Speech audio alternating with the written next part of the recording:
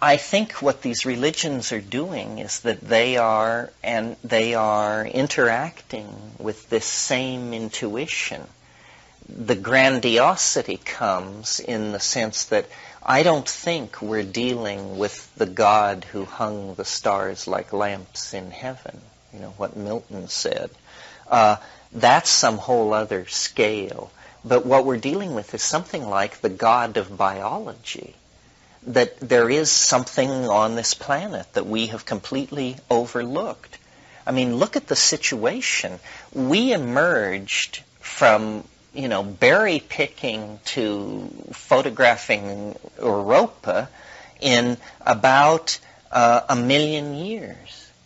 Well, life has been on this planet, higher animal life. I don't just mean algae and lichens and like that. I mean higher animal life has been running around on this planet for 300 million years.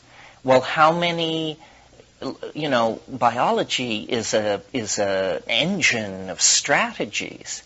How many peculiar byways of evolution might be pursued, explored, and then perhaps quenched on that kind of a time scale? So we assume the only kind of intelligence there can be is our kind.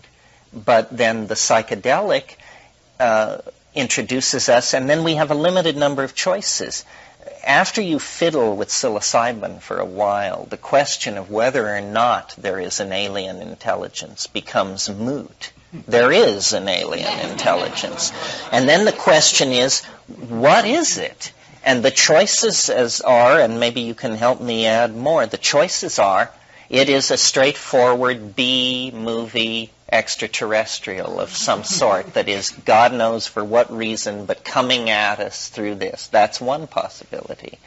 It is the Gaian mind in some version of that. In other words, it's the integrated intelligence of the biome of the planet that, because probably of the historical crisis, is actually noticed us and is trying to twiddle our knobs in some dimension we're not even aware of. So that's it. Extraterrestrial, Gaian mind could be some strange technological experiment launched from the future. In other words, since these things can communicate with us, since they seem to have some kind of value system related to our problems, maybe they are human beings of some sort. Perhaps it's a time travel project in some distant century that has decided that the key screw-up occurred in the 20th century and they're going back trying to twiddle the knob. Notice that these theories have greater and lesser levels of elegance, and I'm not advocating any one. Here's one that I think is interesting and mildly alarming. This is the shamanic one. That these that this entity, this contact, whatever it is somehow coming from the afterworld. That this is a project launched from an ecology of souls. That somehow the erasure of the boundary between the living and the dead is what is at stake here. I mean, now this is from, raised as logical positivists, this is the one you would choose last. I think it's much easier to believe in meddling extraterrestrials than that, Uncle Herman and Aunt Fanny are somehow reaching in from the great beyond, yeah. I've heard you say before, I'm almost certain I've heard you say before, that you can define the they, the alien, the creature, whatever, at particular levels or dosage of hallucinogenic properties. That at precisely 5 measured grams of psilocybin, there lives the pink elephant. I've heard you allude to the fact that not only for you is that a consistent dimension, but that for other people that you compare notes with who do consistent levels, that there are dimensions that are measurable, and that let's now call it alien, consistently show up there. Well, yeah, that's basically right. I mean, everybody views it through the filter of their own psychology, but everybody views this room through the filter of their own psychology. And it's not that, we assume that it's not that different for each of us. Yeah, I mean, what we're talking about here is a phenomenon that contravenes reason, but that fortunately is replicatable. It's not like camping in cornfields waiting for flying saucers. If you camp in the cornfield and take 6 dried grams, it will find you. Yes. So finally we found a causal relationship, which indicates a new level of the dialogue. You see, always the dialogue before was they could fax you in the form of lights in the sky, messiahs, miracle, but you couldn't fax them. Now there is this peculiar zone that has opened up called the psychedelic zone, the psychic zone, the psychological zone. And of course we're uncertain of the status of what goes on there ontologically. So you're perfectly free to believe it was just a hallucination. Or you're perfectly free to believe, that it was an ambassadorial contact with an alien mind. Yeah. Getting back to a couple of things and linking them together, you talk about the afterworld, or the shaman's idea that it comes from a society of souls. And this is one of the possible explanations for what this contact is. And then talking about the soul as the ultimate tool. Another thing that, another idea that goes around in mystical circles is that, and even actually Carlos talks about this, Carlos Castaneda, is that one of the most important things we can do while we're alive is develop a soul and strengthen a soul, and that this is our tool in the afterlife, and that and that all this atmosphere is for is that because we can't actually strengthen our soul on the other side because there's no friction, there's no positive and negative. So this is the place where we can actually develop an internal, inner, shining body that is separate from this body, but that this body is used as a tool to create that one. So that's one thing I wanted to put out there. And as a possibility, I don't know. Well, this would be probably a good moment to return to the gentleman's question about hypercarbylation. Yeah, I mean, it isn't only Castaneda. It's a persistent idea worldwide at a certain strata that what life is for is the building and stabilizing and perfecting of an after-death vehicle of some sort, a light body, huh? Well, hypercarbylation, in the book I wrote called True Hallucinations, my brother proposed to essentially treat all this metaphysical baffle garb as actually engineering, the material for an engineering project. And he set out to eminentize the soul, to actually force it to physically appear in nearby physical space as a kind of little spinning disc-shaped object which would follow you around. It would sort of be like a halo. We would enter into a world where there were two kinds of people: those who had gotten their after-death vehicle outside their body and into visible form, and those who were still working on it. And the idea being that this is a union of spirit and matter through the intercession of higher dimensional space. I mean, there's a lot of intellectual and linguistic sleight of hand here. Nobody knows what he's talking about. The problem is that out of such theorizing came tangible consequences. And I still think that really what we need to do now is become actually conscious of the possibility of a technological, I guess that's the word for it, undertaking to give birth to the collective soul of the species. I mean, the flying saucer, which Jung, made this very clear. The flying saucer, which haunts our collective imagination, is a totality symbol that is in the unconscious, but it is moving toward conscious appearance, and its peculiar mercurial interfacing with the observer indicates that it is something on the borderline between the conscious and the unconscious mind. But that's a temporary situation, and conceivably this thing is moving toward us, and it vibrates with the alien, but it is in fact ourselves. And there is a kind of recurso here, where the thing we lost at the descent from Eden is actually, on a collision course, coming back again. This is the idea of the archaic revival, that we can really deconstruct reality in a fairly radical way. This is not my idea, by the way. I mean, this is what alchemy turned into. And in the 16th century, people like Gerhard Dorn and Robert Flood and John Dee and Michael Sendivorgius and all of these people were on the trail of what they called the lapis, or the philosopher's stone. And it was a place where the normal either-or algebra of reality gave way to some kind of Boolean both-and exception. And strangely enough, that strategy of mixed algebras now characterizes how quantum physics describes the base energy field of existence.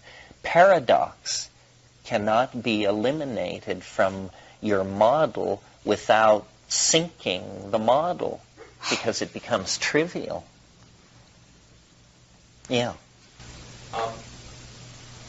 You're kind of talking about the end of history, and I've listened to some of your tapes on the time wave, and you're writing on that. And the thing that occurs to me that this point that you're talking about, like the dwell point, could be like the birth of a new kingdom of life. Like you've got like the plant kingdom and the animal kingdom, and fungi is kind of thought of as a separate kingdom. But software is potentially a new kingdom of life. It's really coming out of the animal kingdom. It's like going to be an expression of human creativity and imagination. So that could be either part of that whole transition part, or maybe the thing that really sort of blows people's minds apart when they realize that we've birthed this new life force into the universe.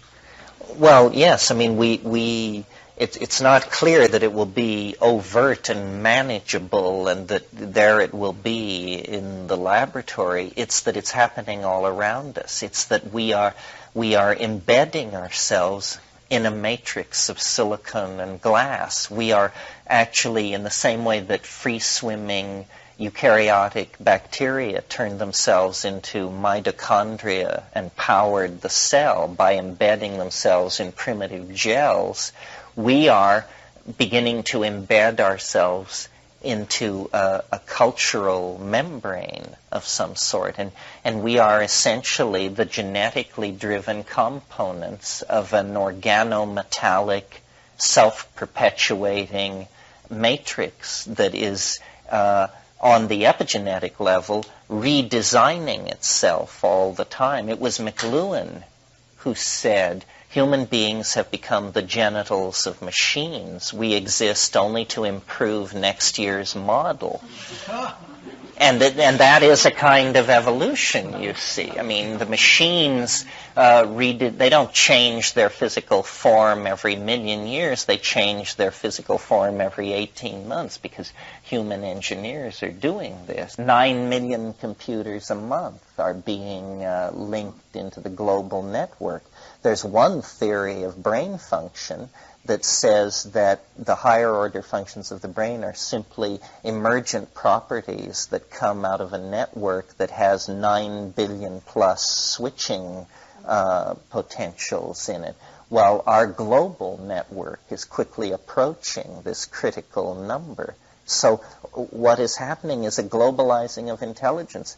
New as this sounds, these kinds of ideas have been around for a while. If you haven't read Teilhard de Chardin, who, my God, S.J., right? And he talks about an omega point and what he calls the noosphere, the atmosphere of electronic mind that is emerging as a shell enclosing the planet. Yeah. I'm sort of backtracking from your list of possible explanations. Fine. And this one doesn't, I'd like to hear your feedback on it. It doesn't really sit real well with me. It's sort of cynical, a little bit materialist, but who's to say that the psychedelic experience is not just really a brain experience, a experience that really is not transcendent, but yet we are so used to a very limited way in which we experience reality and use such a small section of our brain, supposedly, that it just seems outwardly foreign that we externalize it. But just to add to the list, and what do you say to that? Well, what I think the major evidence against that view is the amount of the sheer complexity and amount of information that seems to be in there. If evolution works with some kind of economy, and that species that work without economy are eliminated, then what in the world would have been the evolutionary raison d'etre of preserving this visionary function for 500 million years of evolution until you reach the human species? It seems to lack functional and engineering integrity as an approach. The reductionists who want to say, that these drugs just perturb the brain, I don't think have taken enough of these things. It is not a mishmash that you get. What you get is order, often a more ordered and symmetrical and self-satisfying world than the one we're living in. And in as far as the mystical and metaphysical people are concerned, they're always saying there's no difference between the inside and the outside until you suggest they take psychedelic drugs. Then they start raving about the necessary purity that has to be maintained and how there must be no artificial means. Well, which is it? That there's no inside and no outside, or that these anxiety-riddled boundaries have to be maintained at all costs? The problem is, meaning, and the meaning of meaning. Wasn't it F.H. Bradley who wrote a book of that title, I think? What is meaning, and then what does it mean that there is meaning? Is it simply, as Whitehead suggests, the apperception of pattern as such? Or is there eventually some kind of a metaphysic, some kind of a discernible mega pattern in all of this? My thing is basically to raise questions and to destroy culturally contrived answers, because I think they're all horseshit. It hasn't worked. We do not know where we are in the game. We're not able to recognize the players. We've forgotten what our waitress looks like. And the whole thing is just, we're way at sea in this situation. And what culture seems to do is some kind of strategy for calming everybody down, cooking up some passel of lies, which then everybody works with that and doesn't notice the peculiarity of it all. This is why I think psychedelics are so controversial, because they break down cultural explanations, whatever they are. And I found, even with rainforest shamans, that they are very aware of how far they want to go, and It's a rare personality that enjoys kicking all the supports out and just watching it all collapse into the big who knows. But it's very edifying because it's honest, I think. Isn't that then a logical threat to those who have a vested interest in maintaining those illusions? Well, but what's happening, you see, is who has a vested interest in maintaining these illusions? People who want to die? Is that it? At one point, defense of the status quo made sense. Now, the straightest people in the world are beginning to quake in their boots. And the people who, quote-unquote, run the world, they've got better information than you and I, and they leave their offices white-faced at night because they see, that capitalism is finished, because capitalism depends on an endlessly exploitable resource base to function. They have no idea what you put in place of a market-driven capitalist economy. The population thing is under control. It is out of control. To get it under control, you would have to take on the people who've run Western civilization for 1,700 years, i.e. the Roman Catholic Church. Who wants to dig into that mess? The ozone depletion of the atmosphere may have already passed criticality. That may be a death sentence waiting to be served, and so forth and so on. So I don't think there is anybody... I think what we're seeing is spreading panic in the control centers of Western civilization, and that very soon you can have a real discussion.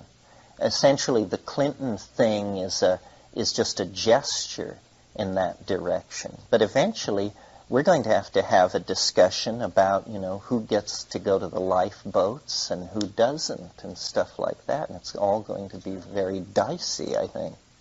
Leary, could you just talk a little bit about how society then would be informed by psychedelics and what direction it might take, and how our present society could utilize this in a way that would be productive and not just the perpetuation of this whole sort of, Nancy Reagan escapist philosophy, just say no type of thing?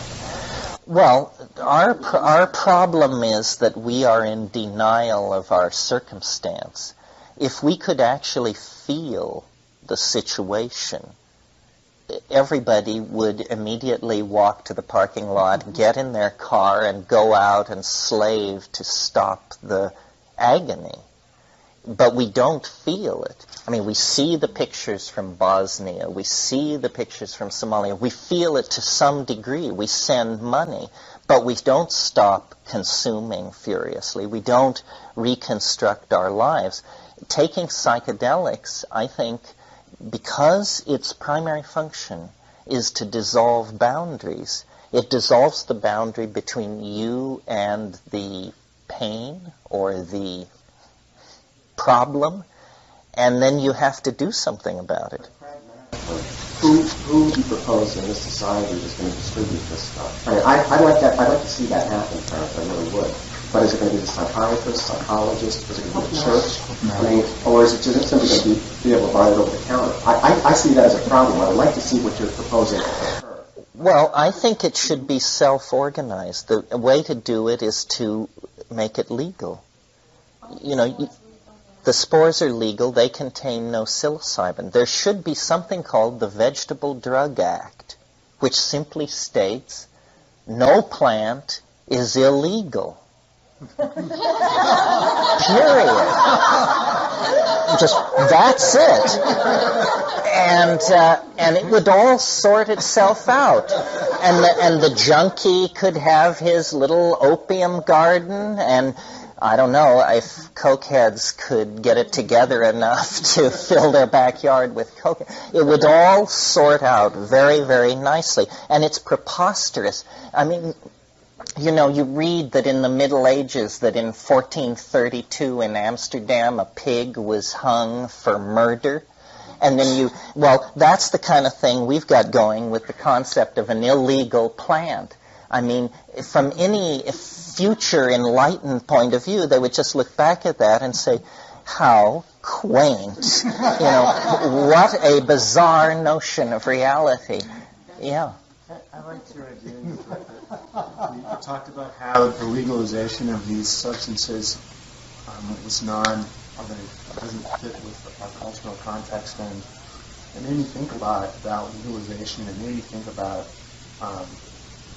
making it really okay in my mind to define a law and to impose morality in that regard. And that I don't know if I think that it's possible for it to be legal. I really, without a battle or without a major shift in the way things work, it seems like it's something that I need to take upon myself and say. Well, I think the hope. It's a higher law than the one that's imposed upon. The hope comes from Europe. I think America will just be shamed into legalization because in Europe, the drug laws are very loose, and Europe is a truly secular society. I mean, they just don't have rattlesnake-handling Christers and Branch Davidians and all. They cannot figure this stuff out, I mean, I had a German friend visit me in Hawaii last summer, and I took her to the beach, and she immediately whipped her top off. And then I had to explain that you couldn't do that in America. And she'd said she'd heard you couldn't do that in America, but she couldn't believe that it was actually true. And then when I was looking at her, thought what it would take to make it possible to take your top off at a public beach in America, you just realize this is a society of lost souls. I mean, this is a society of the screwballs that couldn't handle the secularization of Europe and came here to practice what they called religious freedom, which basically meant crypto-fascism on everybody else, Yeah, I agree. Look, black people didn't break loose till they got their backs up. Gay people would have been forever marginalized. They're not handing rights out in this society. You have to take it. And the drug thing has just been a polite conversation for far too long, I think. It's getting a little louder, but weasel arguments are being used. I mean, the reason cannabis is moving toward legalization is because an appeal is being made to the darkest impulses of capitalism. You could make so much money off this. What do you care that it's a drug? What about the flip side of the rights, though, and that's the responsibility? I sometimes wonder, as much as we like to complain about law and structure, it seems like we also rely on that to provide certain social structures around how something would be. We don't often claim the responsibility. How do you see, let's say, if drugs were legalized, how would we self-manage in a responsible way to make that occur? Well, I maintain that since alcohol and tobacco are legal, we have already proven that we can absorb the social consequences of legalizing any drug. I mean, if you can tolerate the costs and what alcohol and all that does to insurance, then heroin is going to pose no problem. The problem with the law is that when the law becomes irrational, the law loses its moral force. And so it has to be reformed.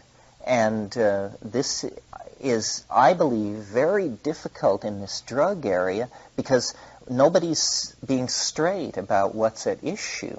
The real issue, like let's take cannabis, which is, most people, whether they smoke cannabis or not, have the impression, I think, that this is a generally benign and over-discussed peril. And yet, I cannot imagine America legalizing cannabis simply because its psychological consequences are that it erodes loyalty to the work ethic. If people are not interested in screwing widgets on wonkels if they smoke, and contrast it to caffeine. Now, caffeine is a dangerous drug, does liver damage, is known to be implicated in a number of pathologies.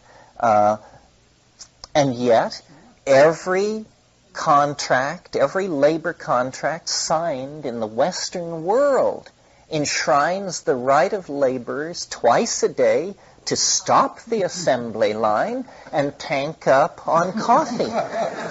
This is an extraordinary folkway. And why? Because caffeine is a made-to-order drug for the purposes of slave capitalism. I mean, you just scurry right back to your keyboard or your assembly line, and you can do the 3 p.m. to 5 p.m. shift then without, falling on your face like a normal primate would if they weren't jacked up on some alkaloid. And so that's very welcome. It was McLuhan who made the point, and it still hasn't been assimilated by enough people, that he said that technologies carry a hidden agenda and shape their user in ways that the user is never conscious of. And the great case that McLuhan made was print, which he said the linear and uniform nature of print created the preconditioned mindset able to accept democracy, the assembly line, the concept of the citizen. A whole bunch of modern ideas presuppose print. Well, drugs are technologies, and they shape the users in ways that the users never suspect. And our frenzied, goal-oriented, surface-obsessed society is a society of sugar, alcohol, red meat, and television. Television is an incredibly invasive and powerful drug.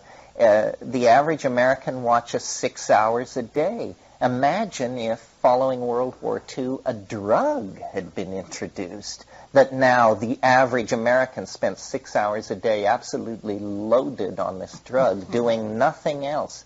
But because we are materialists, we don't see television as a drug, and yet, your blood pools in your rear end, your brain waves fall into a measurable zone, you fixate. There is an entire set of symptoms, no less dramatic than the symptoms of smoking a bomber or honking up a line.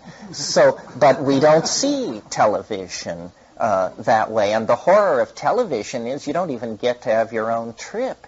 You have somebody else's trip, sponsored by the cosmetically enhanced surfaces of products. I mean, talk about a hell drug, my God. Yeah. So since it's an extreme minority of people who are using psychedelics right now on the planet, do you see this little minute portion scattered around really having an effect which will cause some sort of chain reaction before it's too late to really work some change? Or is it more like small colonies in the saved kind of? Well, if it were business as usual, these psychedelic communities might not amount to anything. But I think that the world is going to get so peculiar as the chickens come home to roost that you'll have to take psychedelic drugs to understand what's going on. And that the people who don't will be running around like chickens with their heads cut off.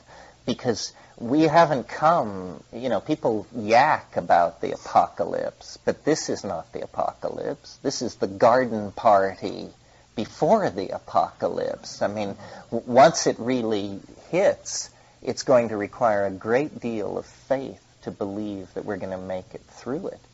And I think that more and more organizations, governments, governing institutions are going to turn to the fringes for answers. Because what our circumstance is that history failed, orthodoxy failed, science failed, capitalism failed, reason failed. And we can't keep practicing these things because they failed. The ship is sinking. We can't have a debate about when we'll arrive in Bermuda. We're never going to arrive in Bermuda. The boat is now sinking. So the agenda has to change. And also, these people are dying off. You know, the old control freaks, the people who have one foot in the 19th century. As to your question of whether or not it will happen fast enough, well, that's the horse race we're involved in. That's the excitement, you know. It'll be a photo finish. H.G. Wells said history is a race between education and catastrophe. Yeah, and the other thing is Christianity took 300 years to become, you know, and it started off with different sets of people that were nurturing the Christian idea. Unfortunately, Roman Catholics that won, but it could be the same thing. We could start these little sort of copy clutches of peyote takers that just... Well, and Christianity was able to do that in a world where information moved at the speed of a horse's gallop. So, you know, there's an enormous psychedelic religion flourishing in Brazil right now that just cannot convert people fast enough. It's missionaryizing the United States. Shamanism. See, I think the reason I called my second book The Archaic Revival is because I think this is the overarching metaphor of the 20th century, that the 19th century was the gentleman's century, the white gentleman, when it all worked. Commerce flourished, cities were built, the poor knew their place, brown people held their position. And the 20th century has been all about confronting the bankruptcy of all of that. And from the time of surrealism and Freud and Jung and Dada, right through to rave music and jazz and rock and roll and abstract expressionism, these are all archaic impulses. You know, the 19th century is all about realism, materialism, and defined social structures.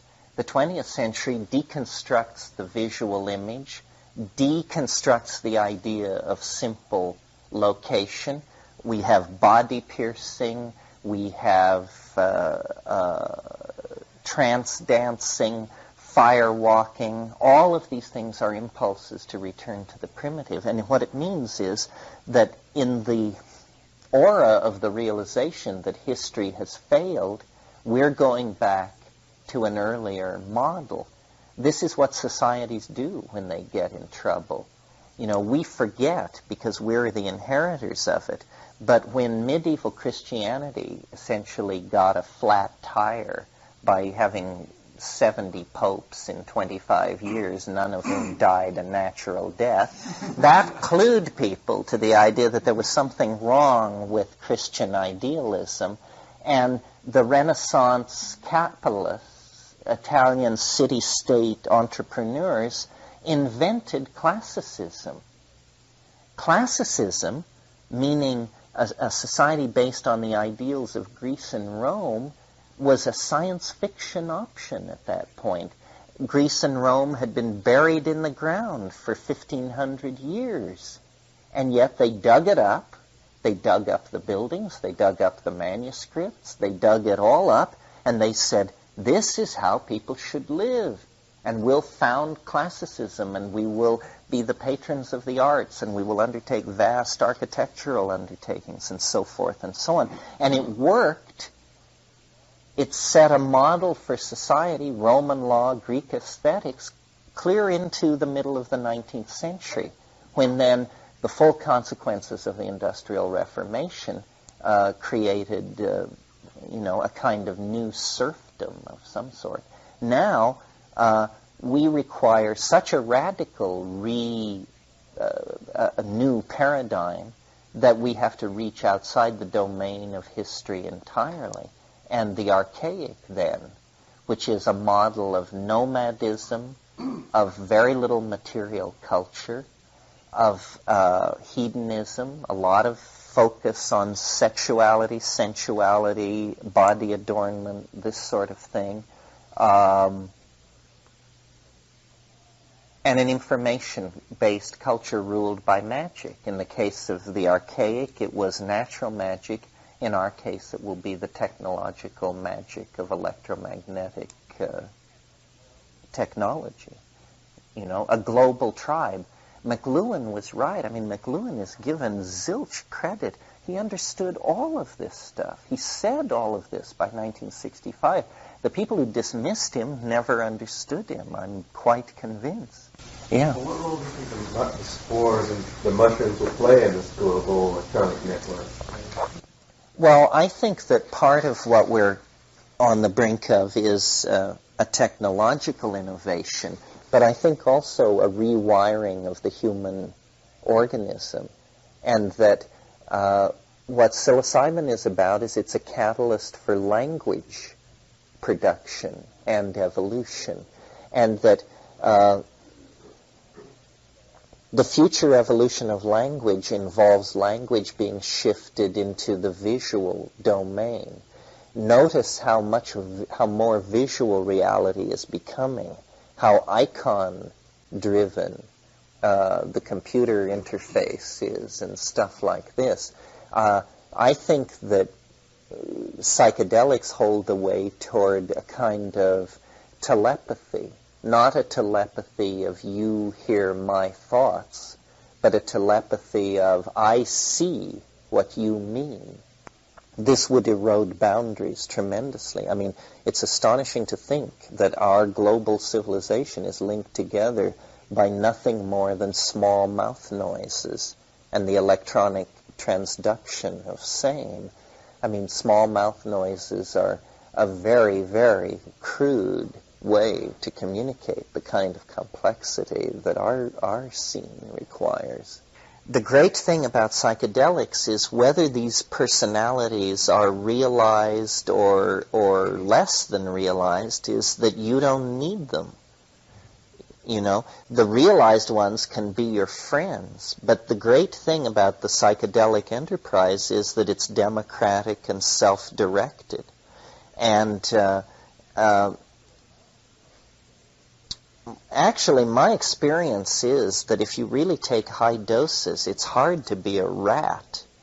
You have to have incredible defenses to be a real rat and take real high doses. And what it means is sooner or later it will ambush you in some tremendously unpleasant way, and then you will get straight. I think it's tremendously exciting because it's a chance to take control of the project of defining one's own authenticity.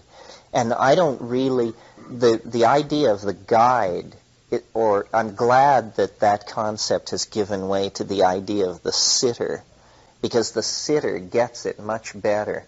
What the sitter is there to do is to keep you from rolling off the bed and to tell you that it's going to be all right, even though the sitter may have lost all confidence that it will ever be all right.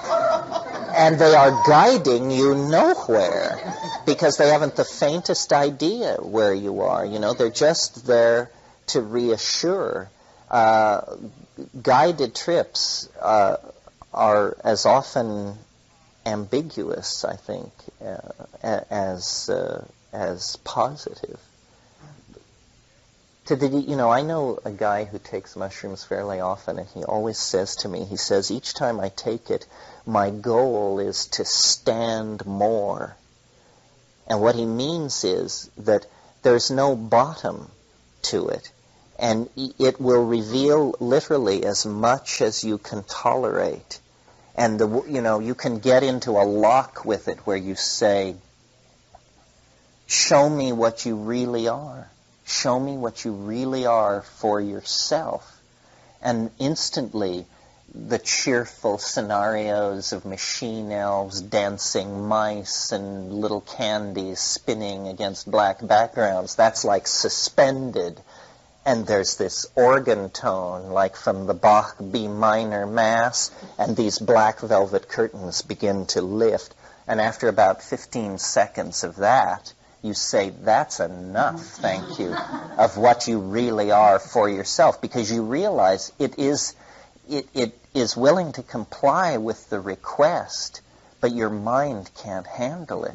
It is coming at you through a series of veils. It is trying to be reassuring. I mean, you're saying, my God, it's an alien from the heart of the galaxy, and what it's trying to pass as is your next-door neighbor.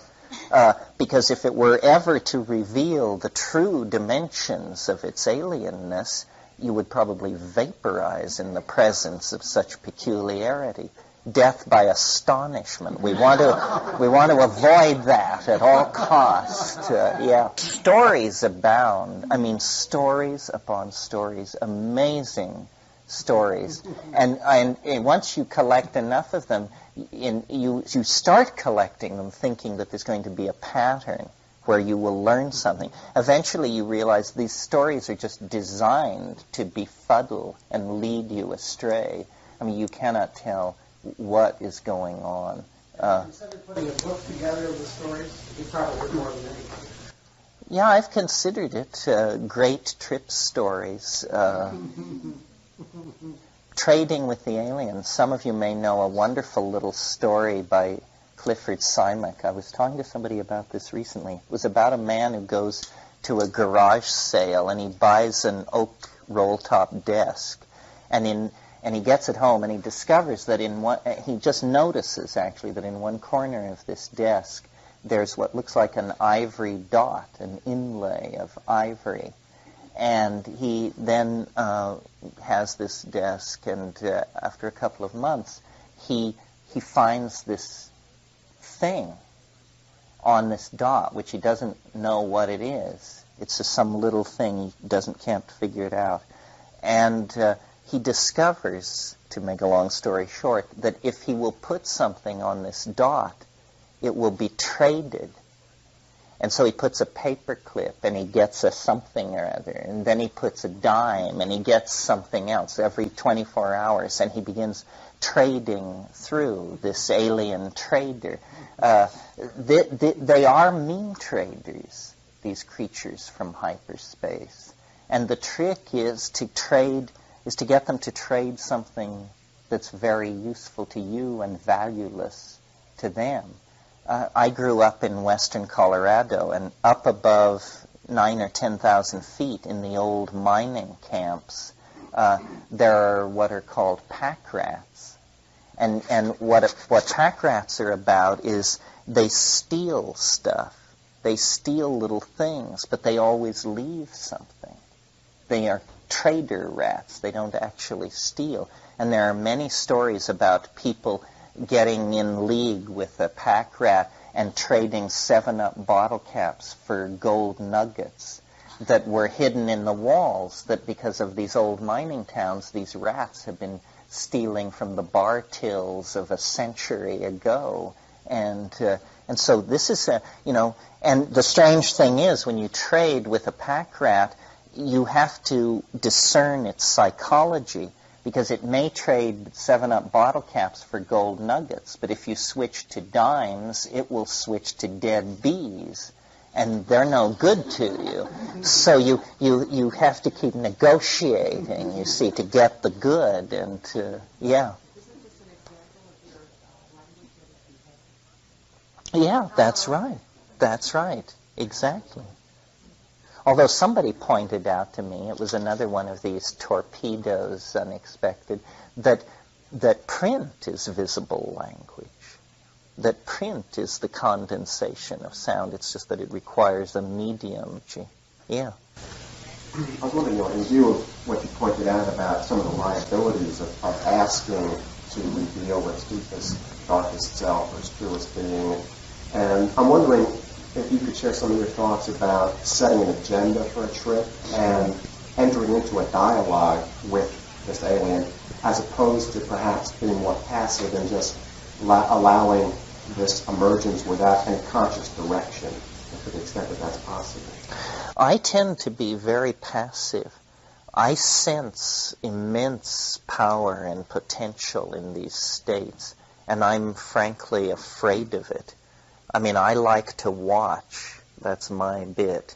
And I have no desire to seize the levers and start pulling and pushing buttons. I had a few, when I was younger, we messed around in more radical ways and had experiences that really I felt like threatened our sanity because you just couldn't believe what was going on. I don't set agendas. Some people do that. What I do is I talk to it, and I ask it to show itself. And I do think you have to approach the thing. It is shy, or it's tasteful. It's hard to figure out which. But in any case, it will not speak to you unless spoken to. You can go through an 8-hour trip and it will never say a word because you never said a word. And you have to say to it, show yourself. It doesn't hurt to verbalize it. I mean, I think of it in my mind. I invoke it, but it's also somewhat like a seduction. I mean, you say, come out, show yourself, be beautiful. And then this thing, literally almost like a turmoil in the air, and they condense, and then they do show themselves. But unless invited, they won't do that. Now, in DMT, that isn't true. They're uninvited. I mean, you're in their domain. You're in Elfland Grand Central Station, and everybody's trying to get on the train to Westport. And you're just there, in the middle of this crazy situation. Yeah. What do you consider regular use? I don't know. I think that's really a hard thing to say. I mean, I know people who say DMT is their favorite drug, and the last time they took it was 67. I mean, we're not talking abuse here.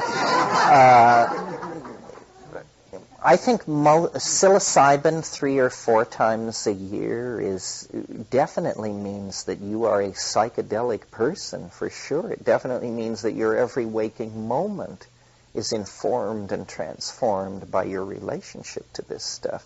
It doesn't take very much because it's a way of thinking, I admire people who can do it a lot and not go off the deep end. Because what I find is, basically what we talk about in these workshops is what I would call the generic psychedelic experience. It lasts 4 to 8 hours.